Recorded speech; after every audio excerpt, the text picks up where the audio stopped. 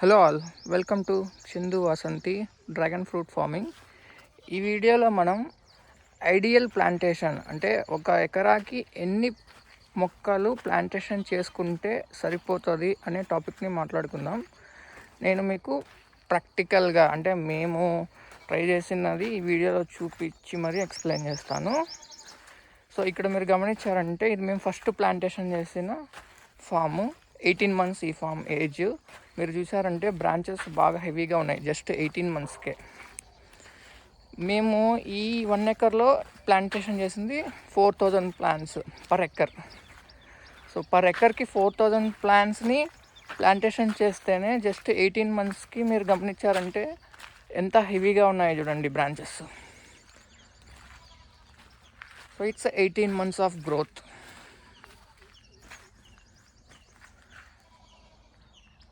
So ఈ plantation అనేది per acre 4000 plants.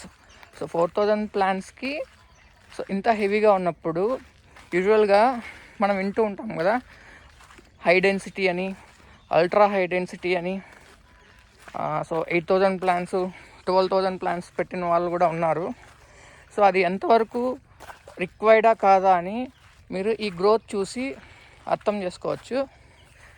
మేము కూడా లైక్ ఇంకా ఎక్కువ పెడితే ఇంకా ఎక్కువ బ్రాంచెస్ వస్తాయి కదా, ఇంకా ఎక్కువ ఈల్డ్ వస్తుందనే ఉద్దేశంతో నెక్స్ట్ సెకండ్ ఇయర్ ఎక్స్పాండ్ చేసిన ఫామ్ని ఎలా చేసామంటే 8000 plants పెట్టాము 1 acreలో.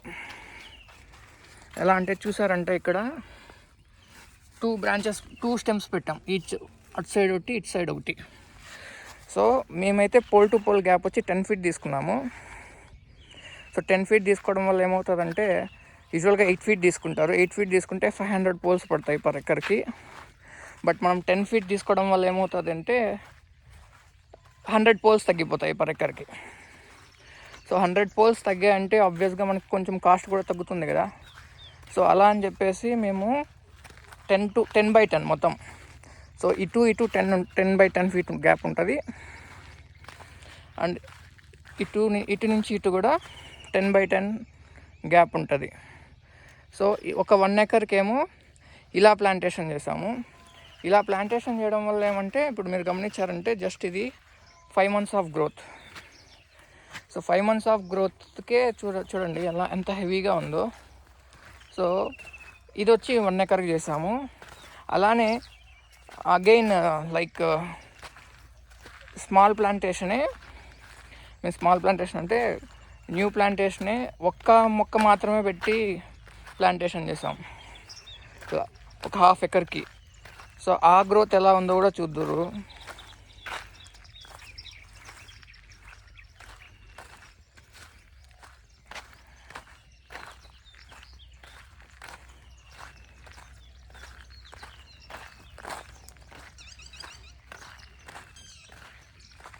సో ఇక్కడి నుంచి గమనించారంటే మేము ఇదంతా జస్ట్ ఒక స్టెమ్మే పెట్టాము. లైక్ 4000 plants మాత్రమే పెడతాయి ఈ వే ఆఫ్ గ్రోయింగ్కి.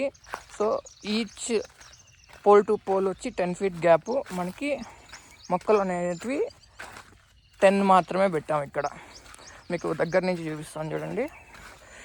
సో ఇక్కడ ఈ ఒకటే ఉంటుంది.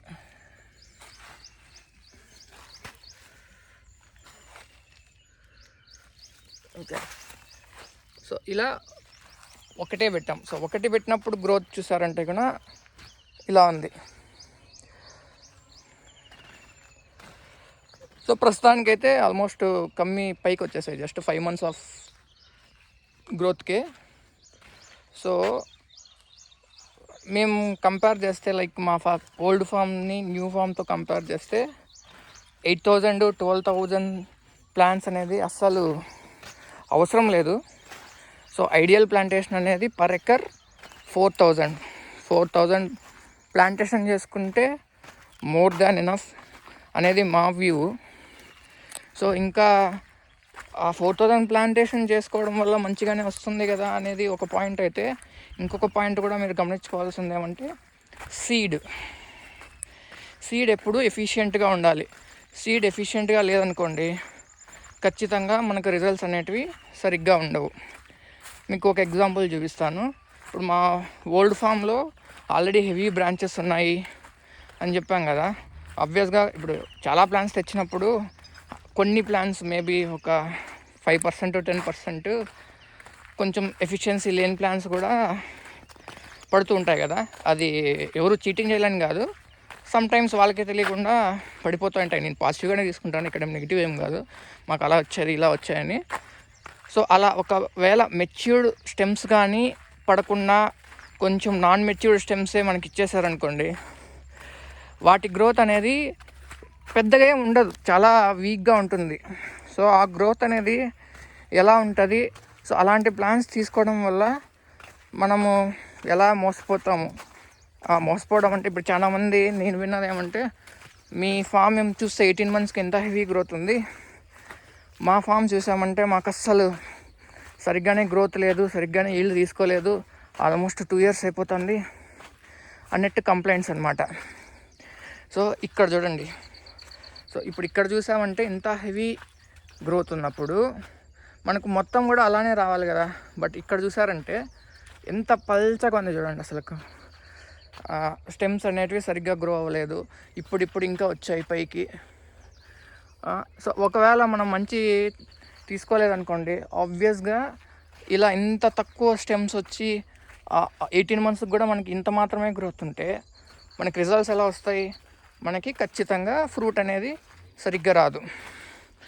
సో నా పర్స్పెక్టివ్లో అయితే మనం ఫస్ట్ ఇయర్లోనే మినిమం ఒక 2 tons అన్నా తీయగలిగితే సెకండ్ ఇయర్లో మోర్ రిజల్ట్స్ వస్తాయి. అప్పుడు మనం చేస్తున్న హై ఇన్వెస్ట్మెంట్స్కి పాజిటివ్ రిజల్ట్స్ కూడా ఉంటాయి. సో మరీ ఎక్కువ పెట్టేసి ఎక్కువ విపరీతమైన ఖర్చు కూడా పెట్టాల్సిన అవసరం లేదు. జస్ట్ పర్ ఎకర్కి go for trellis only. Trellis సిస్టమ్కి వెళ్ళండి. పోల్ అండ్ రింగ్కి వెళ్తే మళ్ళీ 2000 plants పడతాయి. కాబట్టి ట్రెల్లీ సిస్టమ్కి వెళ్ళండి. పర్ ఎకర్కి 4000 సరిపోతాయి. అండ్ గ్యాప్ కూడా పోల్ టు పోల్ 10/8 ఏం అవసరం లేదు, 10/10 పెట్టండి. సో దట్ మీకు 100 poles తగ్గుతాయి, కాస్ట్ కొంచెం తగ్గుతుంది. So it will be good enough. But ఈ పోల్ మనకి 10/10 పెడుతున్నప్పుడు మనకి ఈ పోల్ కూడా 4/4 అలా తీసుకోవద్దండి, కొంచెం హెవీగానే 5/5 తీసుకోండి. మరీ ఎక్కువ ఏమి వెళ్ళిపోద్దండి, 7/7 8/8 ఇంత మరీ అంతలా అవసరం లేదు.